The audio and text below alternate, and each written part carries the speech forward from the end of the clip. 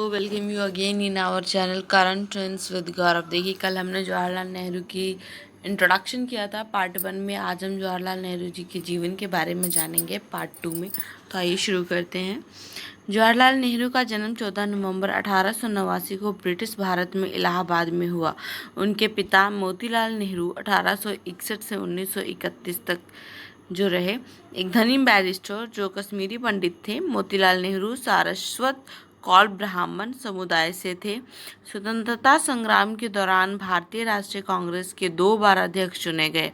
उनकी माता स्वरूप रानी थुस्सू 1868 से 1938 तक जो रही, जो लाहौर में बसे एक सुपरिचित कश्मीरी ब्राह्मण परिवार से थी। मोतीलाल की दूसरी पत्नी थी। वह पहली पत्नी की प्रसव के दौरान मृत्यु हो गई थी। जवाहरलाल 3 बच्चों में से सबसे बड़े थे, जिनमें बाकी 2 लड़कियां थीं। बड़ी बहन विजया लक्ष्मी बाद में संयुक्त राष्ट्र महासभा की पहली महिला अध्यक्ष बनी। सबसे छोटी बहन कृष्णा हठी सिंह एक उल्लेखनीय लेखिका बनी और उन्होंने अपने परिवारजनों से संबंधित कई पुस्तकें लिखी। जवाहरलाल नेहरू ने दुनिया के कुछ बेहतरीन स्कूलों और विश्वविद्यालयों में शिक्षा प्राप्त की थी। उन्होंने अपनी स्कूली शिक्षा हैरो से और कॉलेज की शिक्षा ट्रिनिटी कॉलेज कैम्ब्रिज यानी लंदन से पूरी की थी। इसके बाद उन्होंने अपनी लॉ की डिग्री कैम्ब्रिज विश्वविद्यालय से पूरी की। इंग्लैंड में उन्होंने 7 साल व्यतीत किए, जिसमें वहाँ के फैबियन समाजवाद और आयरिश राष्ट्रवाद के लिए एक तर्कसंगत दृष्टिकोण विकसित किया।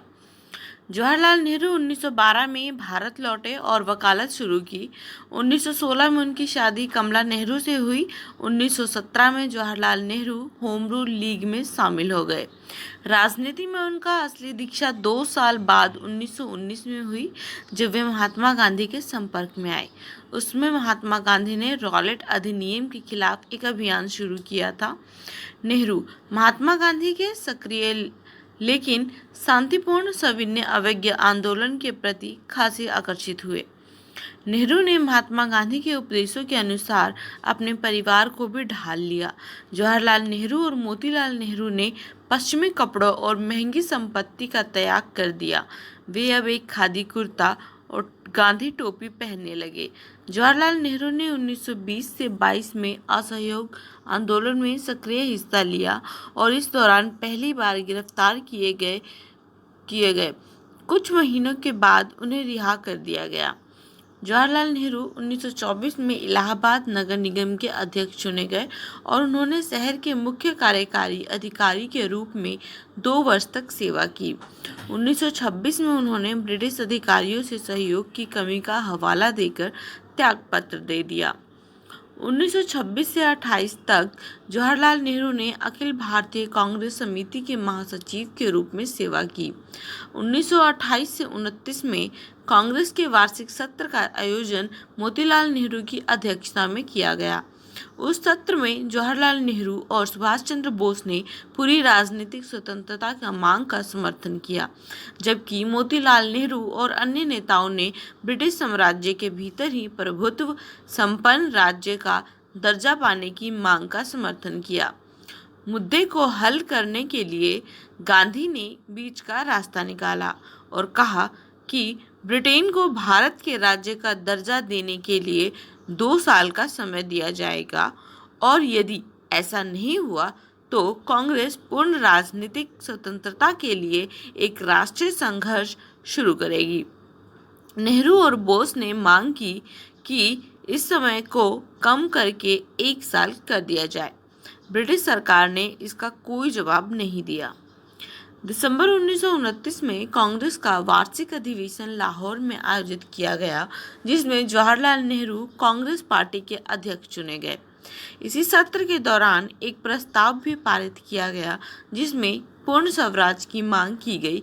26 जनवरी 1930 को लाहौर में जवाहरलाल नेहरू ने स्वतंत्र भारत का झंडा फहराया।